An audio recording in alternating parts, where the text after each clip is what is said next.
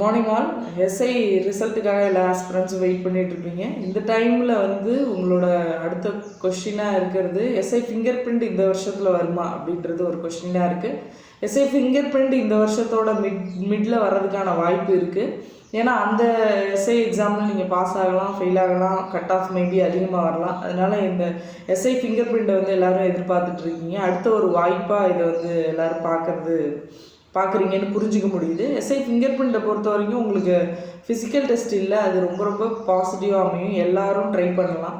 இன்னொன்று SI finger பிரிண்ட்டுக்கும் 20% department quota இருக்குது. அதுலேயும் நீங்கள் அப் டு 47 ஏஜ் வரைக்கும் உங்களுக்கு ஏஜ் ரிலாக்ஸேஷன் இருக்குது. டிபார்ட்மெண்ட் கேண்டிடேட்ஸ்க்கு இது ரொம்ப ஹெல்ப்ஃபுல்லாக இருக்கும். இன்னொன்று பழைய எஸ்ஐ எக்ஸாம், இப்போ நடந்த எஸ்ஐ எக்ஸாமில் physical common, open and department candidate ரெண்டு பேருக்குமே ஃபிசிக்கல் காமன்னு சொன்னது ஒரு டிபார்ட்மெண்ட் கேண்டிடேட்ஸ்க்கு கொஞ்சம் சஃபர் ஆகக்கூடிய ஒரு அனௌன்ஸ்மெண்ட்டாக இருக்குது.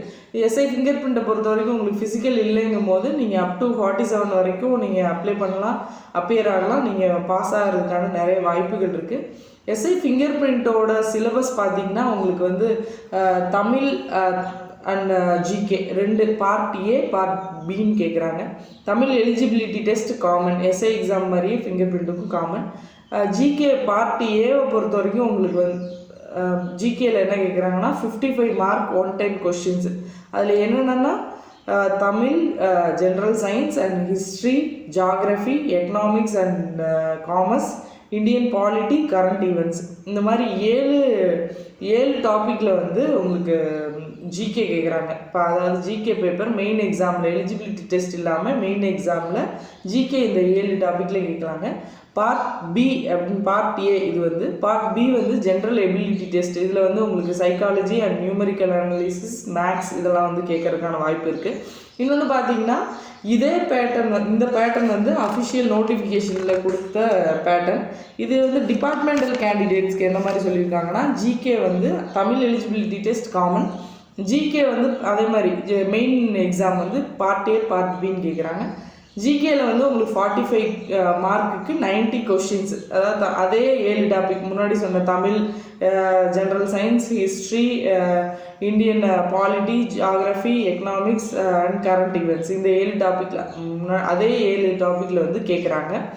பார்ட் பியில் டிபார்ட்மெண்ட் கேண்டிடேட்ஸ்க்கு ஜென்ரல் எபிலிட்டி டெஸ்ட்டில் logical and numerical analysis, maths கேட்குறாங்க. அது இல்லாமல் போலீஸ் அட்மினிஸ்ட்ரேஷன் ரிலேட்டடாக, ஏன்னா நீங்கள் டிபார்ட்மெண்டல் கேண்டிடேட்ஸாக இருக்க பட்சத்தில் நீங்கள் ஸ்டேஷன்லேயோ ஏஆர்லேயோ மற்ற போலீஸ் டிபார்ட்மெண்ட்டில் நீங்கள் ஒர்க் பண்ணியிருக்கக்கூடிய பட்சத்தில் நீங்கள் அது ரிலேட்டடாக உங்களுக்கு என்ன நாலேஜ் இருக்குது, அது ரிலேட்டடாக ஒரு கொஸ்டின் கேட்கும்போது நீங்கள் எப்படி அதை அணுகுறீங்க, அந்த கொஸ்டினை எப்படி பார்க்குறீங்க, அதுக்கான ஆன்சர் எப்படி நீங்கள் கொடுக்குறீங்க அப்படின்ற மாதிரி ஒரு போலீஸ் அட்மினிஸ்ட்ரேஷன் அப்படின்ற ஒரு டாப்பிக்லேருந்து வருது. இந்த போலீஸ் அட்மினிஸ்ட்ரேஷன் பிஆர்எஸில் போலீஸ் ரெக்ரூட் ஸ்கூலில் அந்த போலீஸாக ஜாயின் பண்ணும்போது அங்கே இந்த எக்ஸாம்ஸ் நடக்கும். அதில் இந்த போலீஸ் அட்மினிஸ்ட்ரேஷன் அப்படின்னு ஒரு பேப்பர் இருக்கும். எஸ்ஐலையும் உங்களுக்கு இந்த போலீஸ் அட்மினிஸ்ட்ரேஷன் பேப்பர் அகாடமியில் நீங்கள் படிப்பீங்க. அது இல்லாமல் PSO related, police standing order ரிலேட்டடான கொஸ்டின்ஸ் டிபார்ட்மெண்ட் கேண்டிடேட்ஸ்க்கு கேட்கலாம். இன்னொன்று க்ரைம் இன்வெஸ்டிகேஷன் ரிலேட்டடான கொஸ்டின்ஸ் கேட்கலாம். இன்வெஸ்டிகேஷன் பேப்பர் எஸ்ஐலையும் இருக்குது. உங்களுக்கு காமன் இன்வெஸ்டிகேஷன், ஒரு ஃபிங்கர் பிரிண்ட் எங்கே கிடைக்கும், ஒரு பிளட் ஸ்டெயின்ஸ் எப்படி நீங்கள் கலெக்ட் பண்ணுவீங்க, இந்த மாதிரி ஒரு காமன் இன்வெஸ்டிகேஷன் நீங்கள் ஒரு டிபார்ட்மெண்ட்டில் இருந்தனால இது காமனாக உங்களுக்கு தெரியுதா அப்படின்ற மாதிரி கேட்கறதுக்கான வாய்ப்பு இருக்குது. பேசிக் ஃபாரன்சிக் சயின்ஸ் கொஸ்டின்ஸும் வர்றதுக்கு வாய்ப்பு இருக்குது. யூஎஸ்ஆர்பி அஃபிஷியல் வெப்சைட்டில் 10+2+3 இந்த கேட்டகரியில் படித்த கேண்டிடேட்ஸ் அப்ளை பண்ணலாம் அப்படின்னு கொடுத்துருக்காங்க. இதுக்கு இந்தந்த, அதாவது டிகிரி இந்தந்த கேண்டிடேட்ஸ் தான் அப்ளை பண்ணணும் அப்படின்னு எந்த மென்ஷனும் பண்ணல அஃபிஷியல் வெப்சைட்டில். மேபி நமக்கு நோட்டிஃபிகேஷன் வரும்போது இந்தந்த டிகிரி படித்த டிகிரி ஹோல்டர்ஸ் இதுக்கு அப்பியர் ஆகலாம், அப்ளை பண்ணலாம் அப்படிங்கிற மாதிரி செப்பரேட்டாக உங்களுக்கு மென்ஷன் பண்ணி கொடுக்கலாம். இது வரைக்கும் கொடுக்கல, நோட்டிஃபிகேஷன் வரும்போது உங்களுக்கு கொடுப்பாங்க. சிலபஸ் வந்து இப்போ சொன்னது தான். இது நீங்கள் வந்து டிஎன்பிஎஸ்சிக்கு படித்தாலும் சரி, எஸ்ஐக்கு படித்தாலும் சரி, இது இந்த ஃபிங்கர் பிரிண்ட் எஸ்ஐக்கு வந்து இது யூஸ்ஃபுல் ஆகும். அதனால் நீங்கள் அதை ட்ரை பண்ணலாம். இன்னொன்று எஸ்ஐ ஃபிங்கர் பிரிண்ட் அண்ட் எஸ்ஓசிஓ, அதாவது சீன் ஆஃப் கிரைம் ஆஃபீஸர், இது ரெண்டும் ஒன்றா இல்லை வேறு வேறு அப்படின்னு வேறையா அப்படின்னு கேட்டிருக்கீங்க. எஸ்ஐ ஃபிங்கர் பிரிண்ட் தான் இது வரைக்கும் எடுத்துகிட்டு இருந்தாங்க. எஸ்ஓசிஓ அப்படிங்கிறது சீன் ஆஃப் கிரைம் ஆஃபீஸர்ன்றது அந்த சீன் ஆஃப் குற்றம் நடந்த இடத்துல போயிட்டு என்னென்ன எவிடன்சஸ் வந்து நீங்கள் கலெக்ட் பண்ண முடியுமோ, ஃபிங்கர் பிரிண்ட் இல்லாமல் மற்ற பிளட் ஸ்டெயின்ஸு, முடி, வேறு என்னென்ன கிடைக்குமோ அது எல்லாத்தையும் கலெக்ட் பண்ணுற எலக்ட்ரானிக் எவிடன்ஸ் இந்த மாதிரி கலெக்ட் பண்ணுறது தான் எஸ்ஓசிஓ, இன்வெஸ்டிகேஷனுக்கு அசிஸ்ட் பண்ணுறது தான் இந்த சீன் ஆஃப் கிரைம் ஆஃபீஸரோட வேலை.